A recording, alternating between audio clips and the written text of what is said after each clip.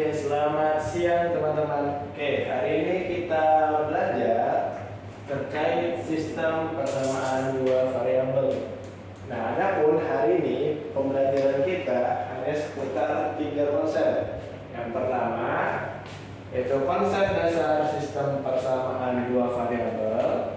Kemudian konsep dasar sistem persamaan dua variabel dalam bentuk linear kuadrat dan konsep dasar sistem persamaan dua variabel berbentuk kuadrat-kuadrat. Oke.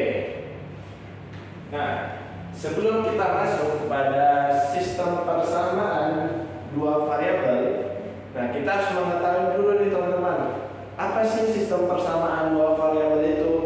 Oke, kita bahas dulu konsep dasarnya. Nah, sistem persamaan dua variabel itu memiliki dua konsep utama. Nah, yang pertama itu memiliki dua konsep utama, yaitu apa? Yang pertama adalah sistem persamaan, teman-teman. Sistem persamaan. Nah, apa sih yang dimaksud dengan sistem persamaan? Oke, sistem persamaan itu merupakan suatu sistem yang memiliki lebih dari satu persamaan yang saling berkaitan dan diselesaikan secara bersamaan. Berarti di sini bisa kita buat, teman-teman. Sistem persamaan merupakan sistem yang memiliki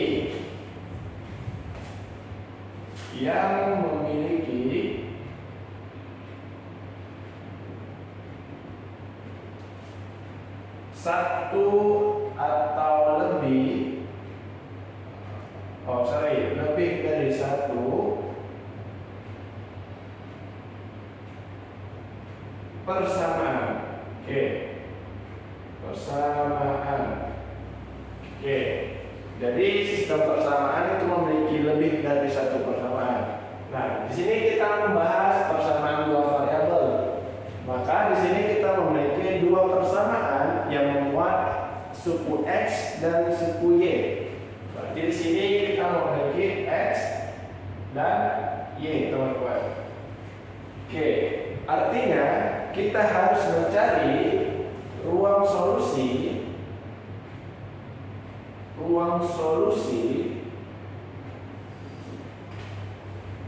dari X dan Y, ruang solusi dari X dan Y yang memenuhi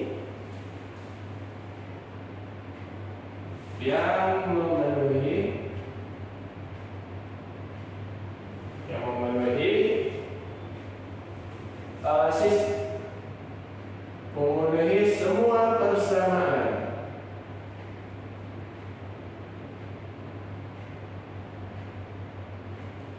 Oke, jadi di sini dapat kita tangkap ya teman-teman bahwasanya sistem persamaan itu memiliki lebih dari satu persamaan.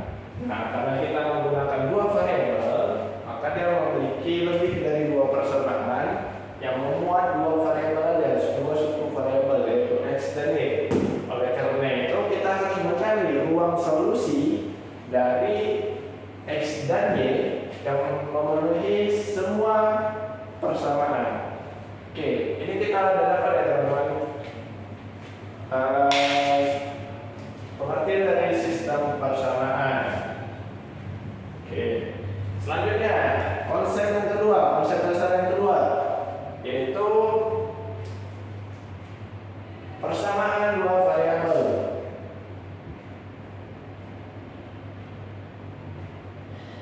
Persamaan dua variabel.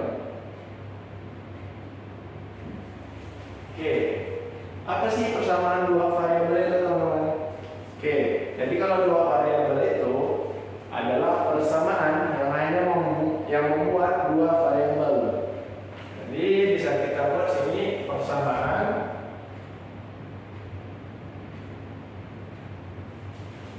yang memuat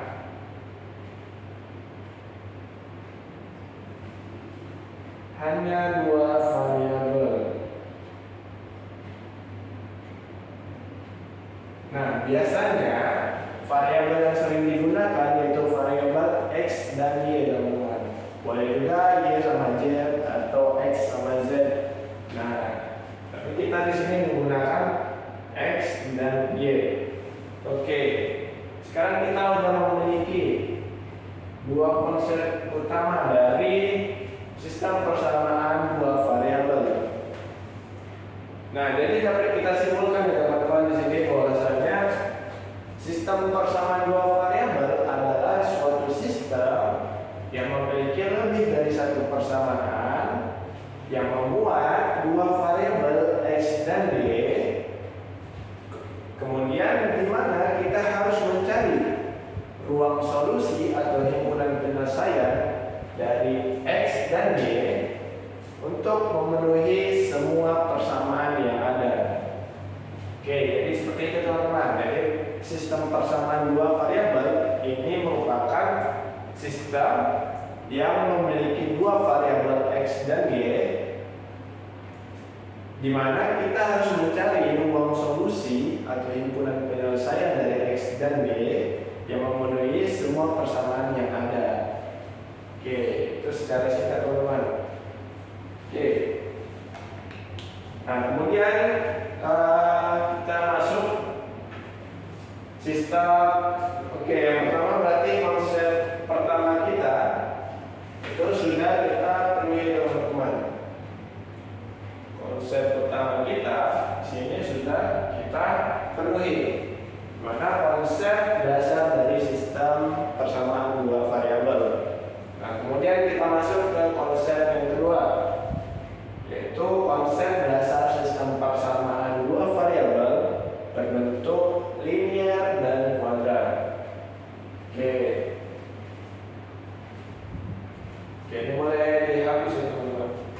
Oke, kita masuk aja di sini teman-teman. Sistem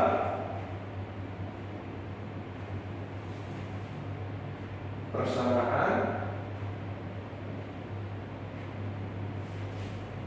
dua variabel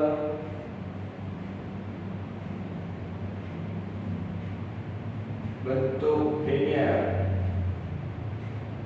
Nah, kita bahas dulu yang sistem persamaan. Dan ini kan konsep dasar sistem persamaan variabel bentuk linear kuadrat. Nah, kita masuk dulu yang ke sistem persamaan dua variabel berbentuk linear teman-teman. Oke, kita masuk dulu.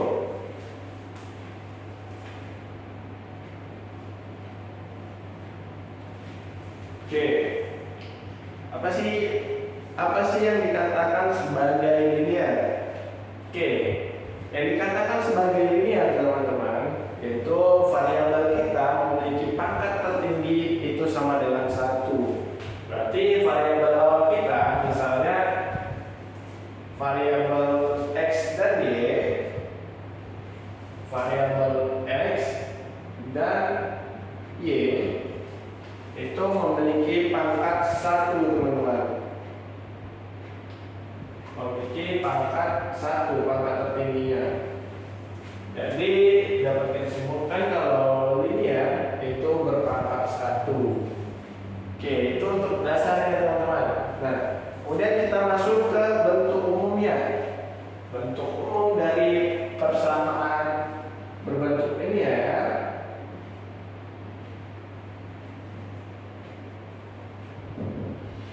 bentuk umumnya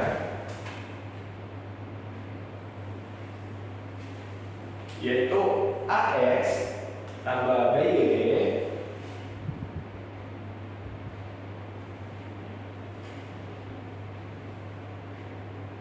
AX tambah BY tambah C itu sama dengan 0. Oke, kita mempunyai bentuk dasar, bentuk umum dari sistem persamaan linear yaitu AX tambah BY tambah C itu sama dengan 0 teman-teman. Oke, Oke, di sini kita mempunyai variabel X dan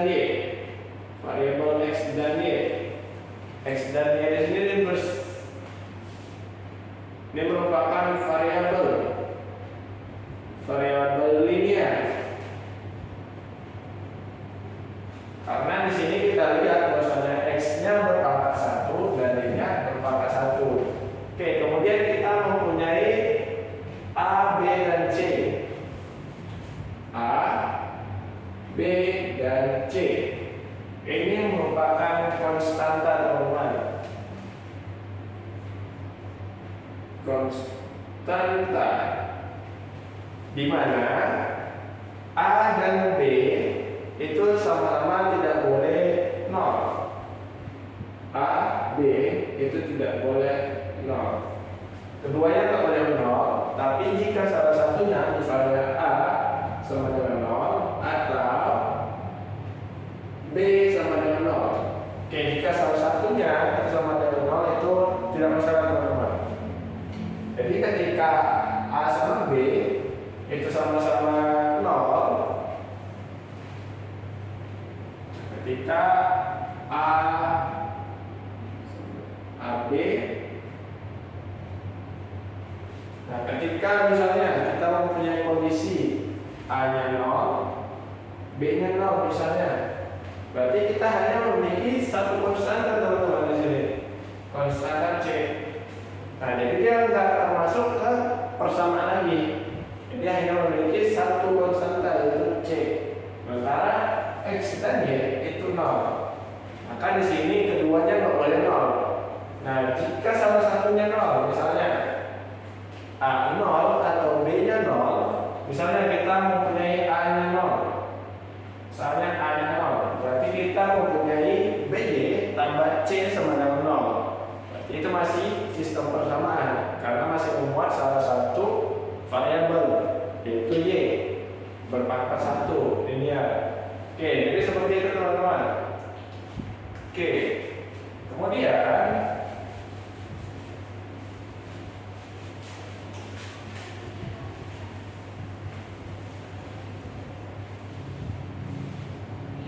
nah, jadi si linear ini grafiknya akan selalu berbentuk lurus. Oke, grafiknya merupakan garis lurus. Oke, mengapa begitu? Kenapa dia akan selalu berbentuk lurus? Kenapa enggak kurva, teman-teman? Nah, jadi kalau linear itu tingkat perubahan dari kemiringannya atau gradien itu bersifat konstan, teman-teman. Jadi kalau misalkan kita gambar, misalkan kita punya sebuah X dan Y, dan kita mempunyai garis, suatu garis merek. Nah, tingkat kemiringan ini atau M, gradiennya itu selalu bersifat konstan, teman-teman. Oke, kita keep dulu ya, kenapa dia lurus, kenapa dia merupakan garis lurus. Oke, kita masuk dulu. Jadi linear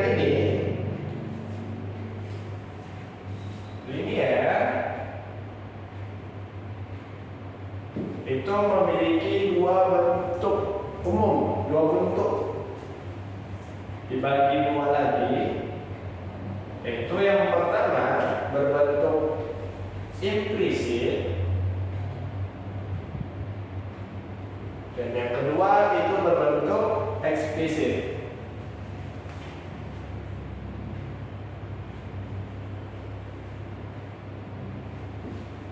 Oke. Nah, kedua ini memiliki bentuk umumnya masing-masing, teman-teman. Memiliki bentuknya. Misalnya di sini kita bentuk implisit ya. Oke, kita masuk ke bentuk implisit dulu, teman-teman. Nah, bentuk implisit dari sistem persamaan dua variabel berbentuk linear ya, itu sama dengan rumus umumnya atau bentuk umumnya, di mana AX tambah BY tambah C itu sama dengan 0. Oke, sama ya. Sini menggunakan X dan Y, satu variabel berbentuk linear, dan konstanta A, B, C, di mana A sama B itu sama-sama nggak boleh 0. Nah, oke. Nah, bentuk implisit. Kenapa ini disebut sebagai bentuk implisit? Kenapa ini disebut sebagai bentuk implisit? Nah, karena di sini kita akan mengetahui teman-teman. Di sini kita akan mengetahui hubungan. Kita akan mengetahui hubungan dari X dan Y secara langsung. Jadi kita akan mengetahui hubungan dari hubungan variabel X dan Y dan variabel Y itu tidak dinyatakan secara langsung.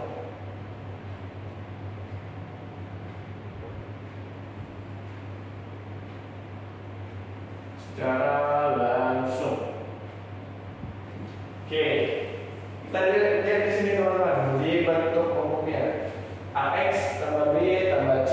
Oke, di sini kita mengetahui X-nya hubungan antara X dan Y yang di sini. Apakah X memiliki Y atau Y memiliki X? Kan kita nggak mengetahui. Makanya di sini hanya bentuk implisit. Jadi kita nggak mengetahui hubungan dari X dan Y. Nah, sementara untuk eksplisit itu kita memiliki bentuknya, bentuk eksplisit yaitu Y sama dengan MX tambah N. Nah, MX tambah N teman-teman. Sini kita mempunyai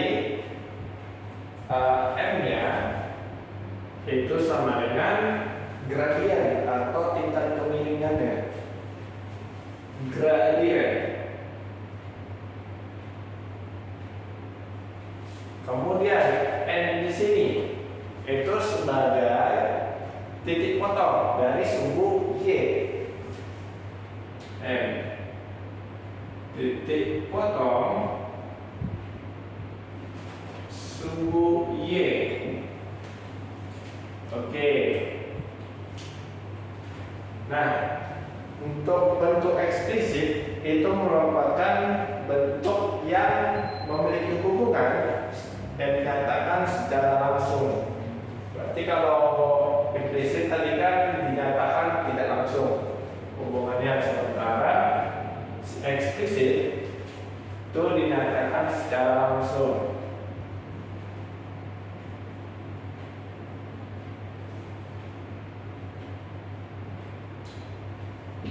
Jadi untuk variabel Y, di sini kita lihat ya, variabel Y itu memiliki hubungan langsung terhadap variabel X.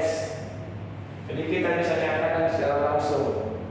Oke, kita kembali lagi ke bentuk grafiknya. Karena dari garis lurus kita bahas lagi. Jadi misalnya kita mempunyai rumus umumnya yaitu AX tambah BY tambah C itu sama dengan 0. Nah, kita bisa merubahnya ke bentuk eksplisit. Dimana misalnya kita mempunyai BY sama dengan A minus AX kurang C. Oke, berarti kalau Y bentuk eksplisitnya kita mempunyai minus A per B dikali X dikurang. Oke, ini ditambah ya, ditambah minus C ya, minus C ditambah minus C per B. Oke, secara tidak langsung gitu teman-teman, kita bisa melihat kembali ke rumus bahwa di sini kita mempunyai M merupakan konstanta gradien dari X. Berarti kita lihat di sini kita mempunyai minus A per B dikali X, berarti kita mempunyai M itu sama dengan minus A per B. Oke, dan di sini kita mempunyai N. Berarti N kita di sini minus C per B. N minus C per B. Oke. Sekarang kita udah mempunyai bentuk eksplisitnya. Oke, sekarang kita ambil suatu contoh soal. Misalnya ya teman-teman, kita contoh soal. Misalnya kita mempunyai Y,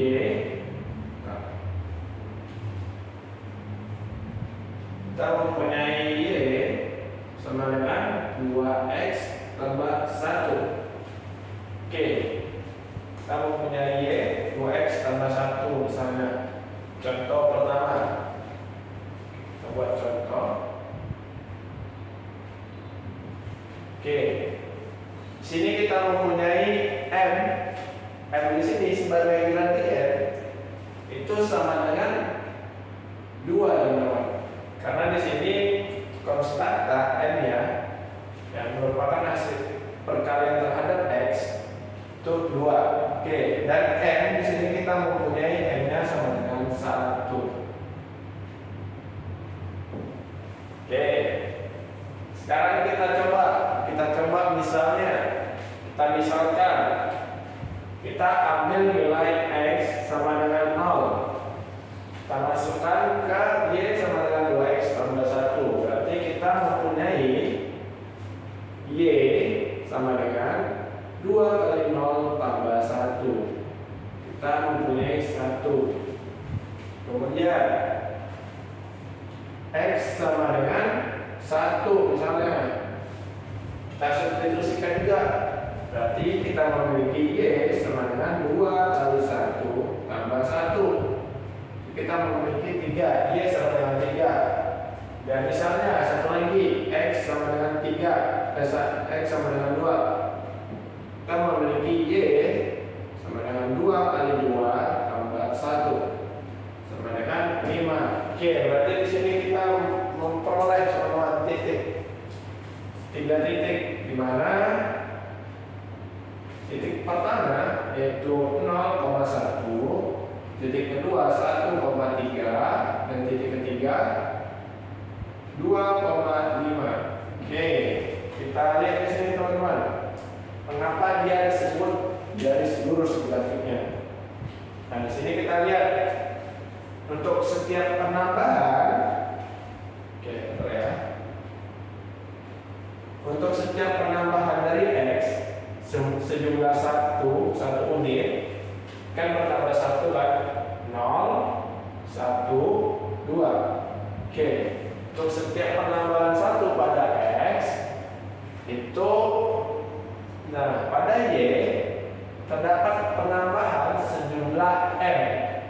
Nah, sejumlah M. M kita tadi memiliki 2. M kita sama dengan 2. Oke, kita lihat. Ketika X kita bertambah 1, Y kita itu bertambah 2. Oke, di sini kita memiliki Y sama dengan 1, Y sama dengan 3, Y sama dengan 5. Oke, kita lihat untuk jaraknya. Jarak 1 ke 3 itu bertambah 2. Jarak 3 ke 5 itu bertambah 2. Jadi dia tetap teruskan teman-teman. Ketika X-nya sama dengan 3, berarti kita memiliki Y-nya sama dengan 7. Nah, dia akan selalu bertambah 2, konstan bertambah 2. Seperti gradien yang kita miliki, yaitu N sama dengan 2. Berarti dia akan selalu konstan bertambah 2. Makanya kalau si linear, sistem persamaan dua variabel berbentuk linear akan selalu menghasilkan grafik lurus, akan memiliki kemiringan yang konstan di N. Oke, seperti itu teman-teman. Oke.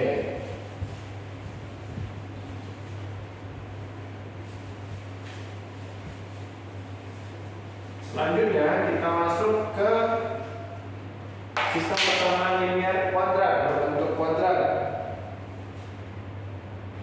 Jadi yang kedua,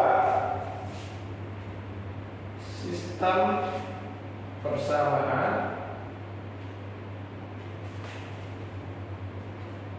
dua variabel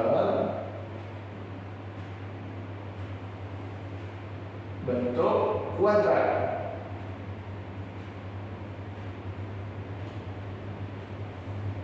Nah, kalau dia berbentuk kuadrat, berarti pangkat tertingginya itu sama dengan 2. Misal kita mempunyai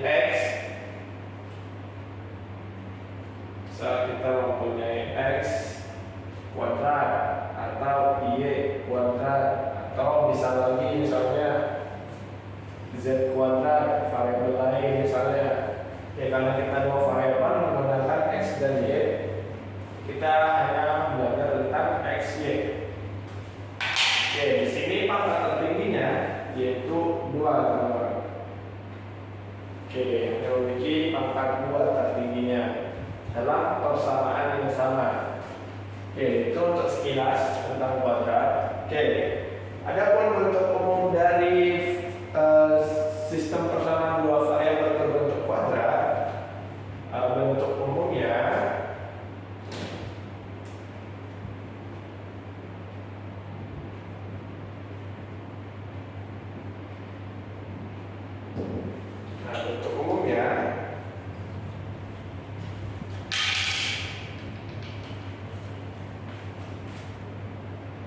oke, kita mempunyai bentuk umum, yaitu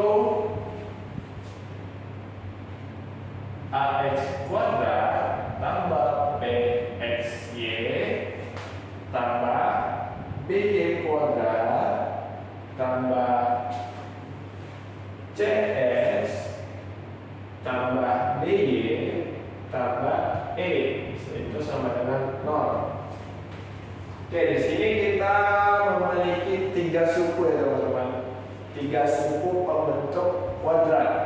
Oke, bisa kita lihat suku yang pertama yaitu suku AX kuadrat. Nah, ini merupakan suku kuadrat murni. Jadi ini suku kuadrat murni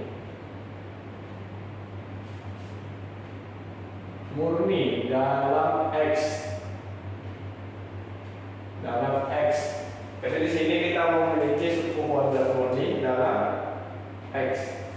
Karena di sini berpangkat 2 teman-teman, pangkat tertinggi. Kemudian ada BG kuadrat. Ini merupakan kuadrat murni dalam variabel Y.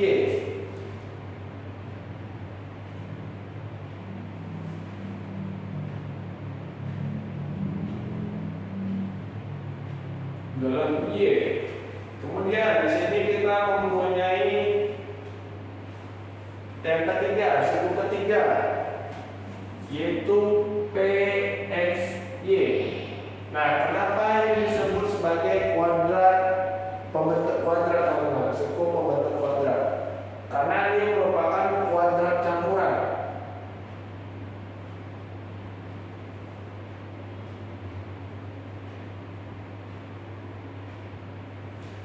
Kuadrat campuran yang terdiri dari X dan Y. Dari X dan Y, teman-teman. Oke, mengapa begitu, teman-teman? Karena di sini ada terjadi perkalian antara X dan Y, dan masing-masing untuk X itu berpangkat 1 dan Y berpangkat 2 dan berpangkat 1. Sini memiliki X1, Y1. Berarti kita bisa simpulkan kalau dia perkalian, pangkatnya itu kita tambah. Jadi pangkat tertinggi dari PXY itu berpangkat 2, teman-teman. Makanya di sini sebagai pembentuk dari kuadrat. Oke, bisa kita simpulkan ini merupakan suku pembentuk kuadrat.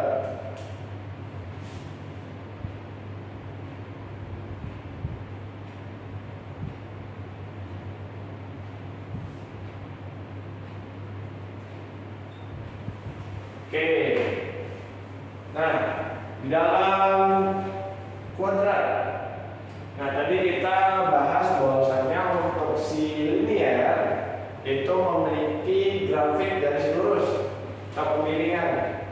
Nah, sementara si kuadrat itu berbentuk kurva ya teman-teman.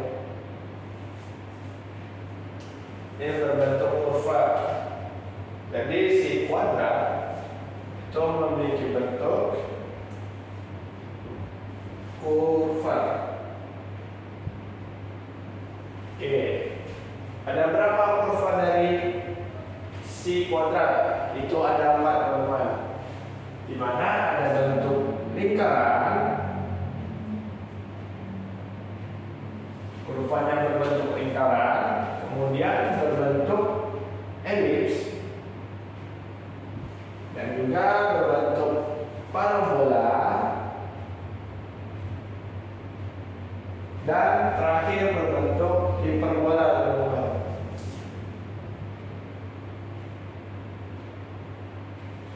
Oke, tadi kan kita memiliki bentuk umum nih, teman-teman. Kita di sebelah ya, teman-teman. Hapus.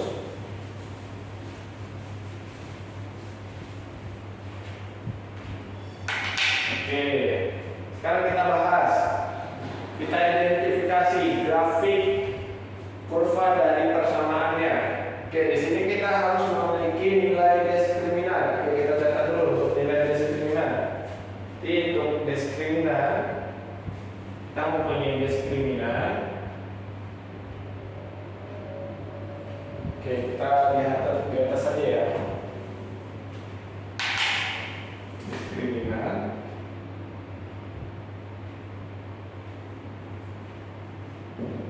D sama dengan P kuadrat kurang 4AC.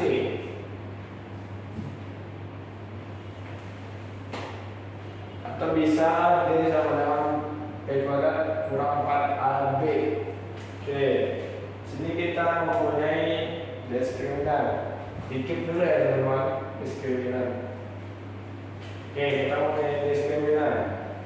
Oke, kita mempunyai aturan dalam menentukan atau mengidentifikasi kurva berbentuk apa dalam sebuah persamaan.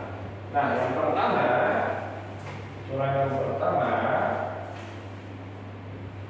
itu aturan jika P itu sama dengan 0 dan A sama dengan B namun tidak sama dengan C, dan A sama dengan B dan tidak sama dengan 0. Tidak sama dengan 0, teman-teman. Nah, ini akan menghasilkan grafik lingkaran.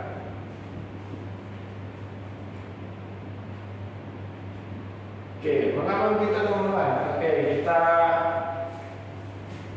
unik ya, teman-teman. Kita di sini mempunyai bentuk umum ax kuadrat, pxy, by kuadrat, cx, dy tambah e. Oke, di sini kita mempunyai nilai pxy.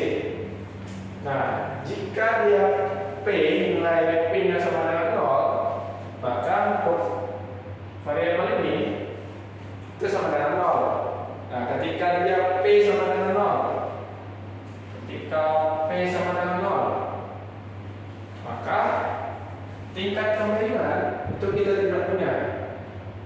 Tidak ada kemiringan.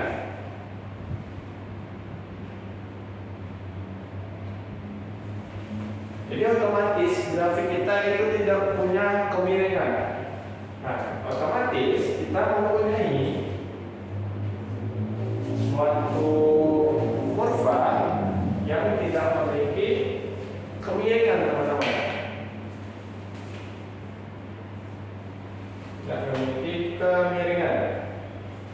Berarti kalau nggak memiliki kemiringan, otomatis dia lingkaran, teman-teman. Karena lingkaran tidak memiliki kemiringan. Oke, itu untuk mengidentifikasi aturan yang pertama. Jika P sama dengan 0. Oke, selanjutnya kita masuk ke aturan kedua, yaitu jika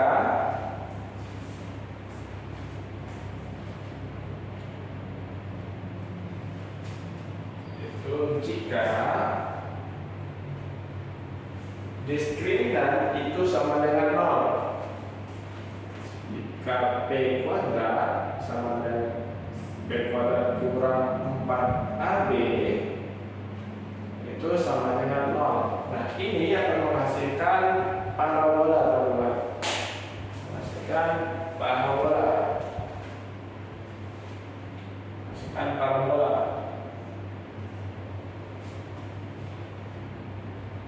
Oke, seperti itu. Nah, kenapa begitu, teman-teman? Karena misalnya kita punya suatu kasus sederhana di mana jika P sama dengan 0, kita kasus sederhana misalnya P sama dengan 0, kita di sini mempunyai minus 4AB. Oke, itu sama dengan 0. Oke, sorry, salah. Jadi di sini misalnya kita mempunyai suatu persamaan di mana kita mempunyai misalnya 2x kuadrat tambah 2y kuadrat dikurang 4 misalnya.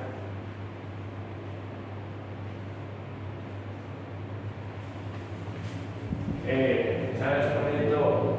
Kita mempunyai x kuadrat 2y kuadrat dikurang 4. Jadi untuk hasilnya itu akan selalu 0, teman-teman. Nah, ketika dia sama dengan 0, diskriminannya itu merupakan parabola, teman-teman. Oke, seperti itu. Kemudian kita mempunyai kondisi ketiga. Jika P kuadrat kurang 4AB itu kecil dari 0, nah maka kita menghasilkan elips atau lingkaran menonjol.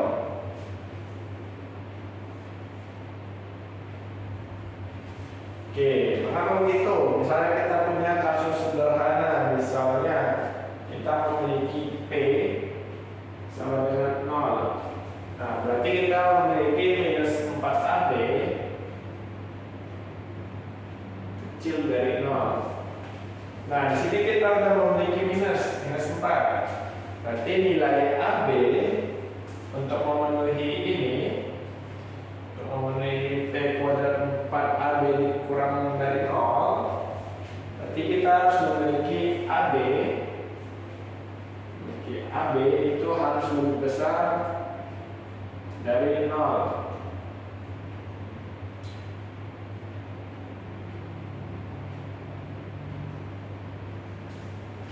Nah, berarti kita dapat simpulkan bahwasanya A sama B harus bertanda sama, teman-teman. Itu lebih besar dari 0, berarti dia bertanda positif. Nah, ketika dia bertanda sama, maka dia akan menghasilkan kurva yang tertutup. Karena dia otomatis bertanda sama di sini, teman-teman. Nah, kurva yang tertutup akan membentuk elips.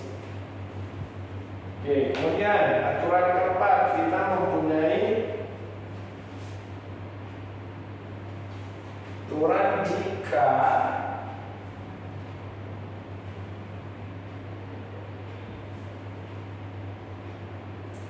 jika P kuadrat kurang 4AB itu harus lebih besar dari 0. Oke, ingat kalau tadi elips itu menghasilkan itu syaratnya jika P kuadrat kurang 4AB lebih kecil dari 0. Sekarang kalau misalnya kondisi P kuadrat diskriminannya lebih besar dari 0 atau P kuadrat kurang 4AB itu lebih besar dari 0, itu akan menghasilkan grafik hiperbola, teman-teman. Jadi dia akan menghasilkan grafik hiperbola.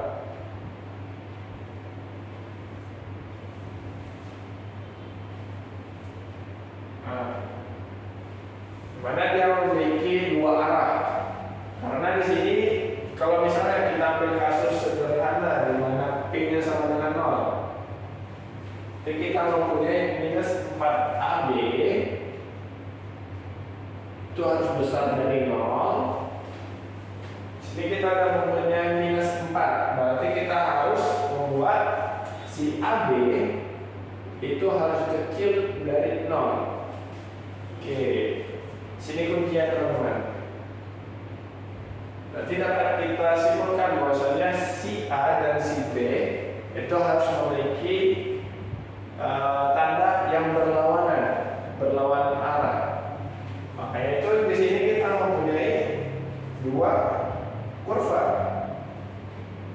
parabola yang saling berlawanan arah. Oke, seperti itu teman-teman. Kita menghasilkan hiperbola. Oke, berarti kita sudah memahami untuk konsep dari dua variabel bentuk linear kuadrat. Oke, sekarang kita masuk ke bentuk kuadrat-kuadrat teman-teman.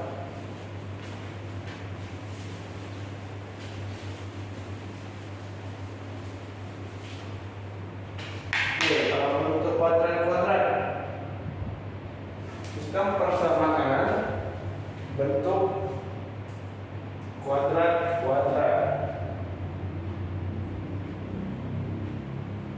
Oke.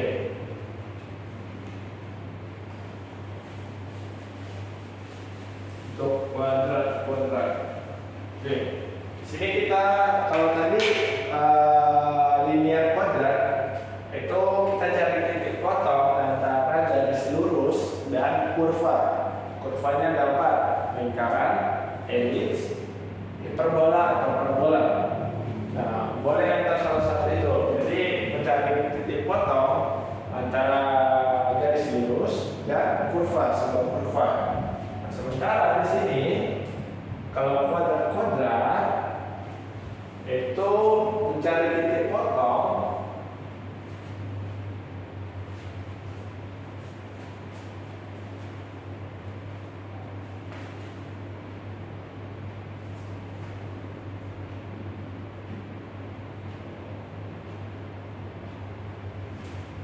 dari dua kurva, teman-teman. Titik potong dari dua kurva. Nah, kurva apa aja, teman-teman?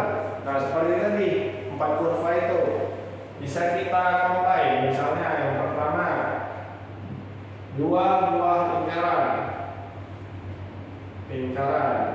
Misalnya kita mencari titik potong antara dua buah lingkaran, misalnya kita buat di sini ilustrasinya.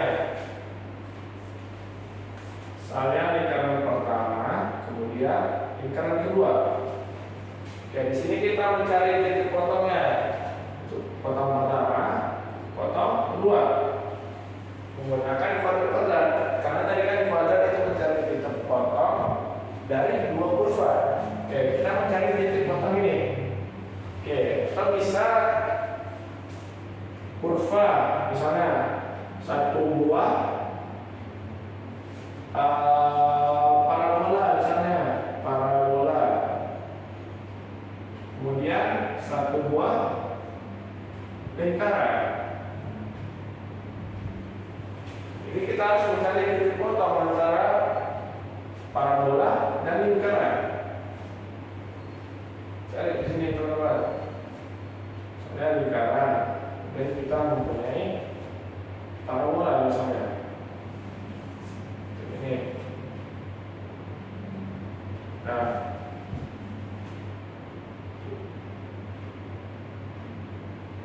kita harus mencari titik potongnya. Nah, tentu ini merupakan penyelesaian kompleks, yang lebih kompleks. Jadi ada salah satu cara dalam menyelesaikan persamaan kuadrat-kuadrat itu menggunakan cara eliminasi. Di sini kita buat ya, cara penyelesaian.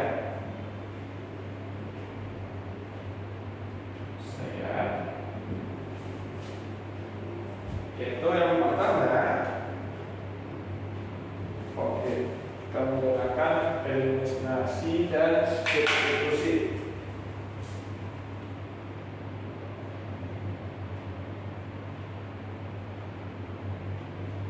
dengan substitusi. Oke, kita bahas dulu eliminasi. Eliminasi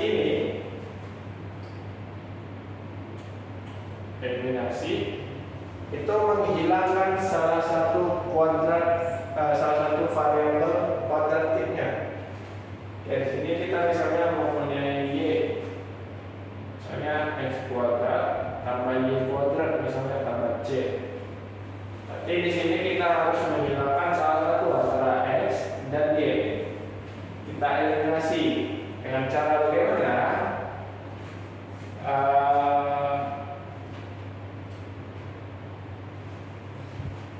Oke, di sini tadi kita bentuk umum dari persamaan kuadrat-kuadrat seperti tadi ya teman-teman. Sini kita catat dulu bentuk umumnya. Oke, ini kita mempunyai A1x tambah B1y satu kuadrat B1y kuadrat tambah C1xy tambah D1x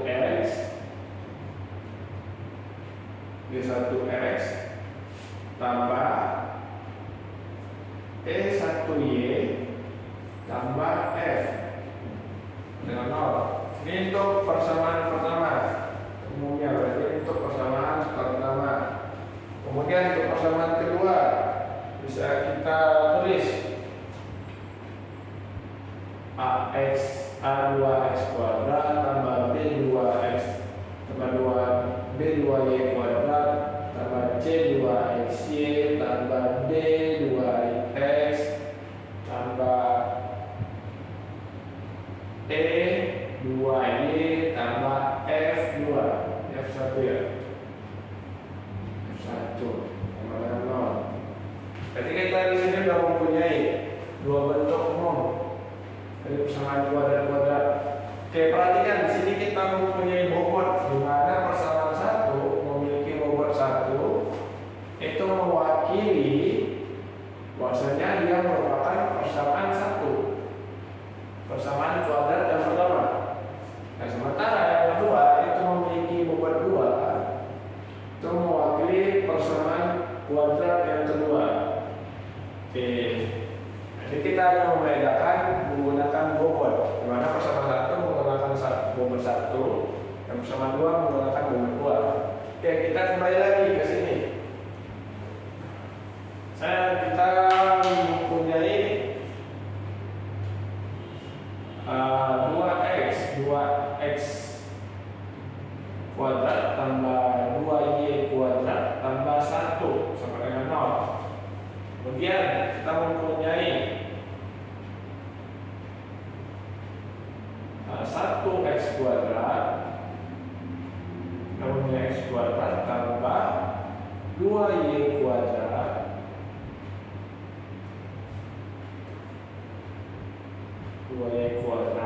tambah 2 misalnya.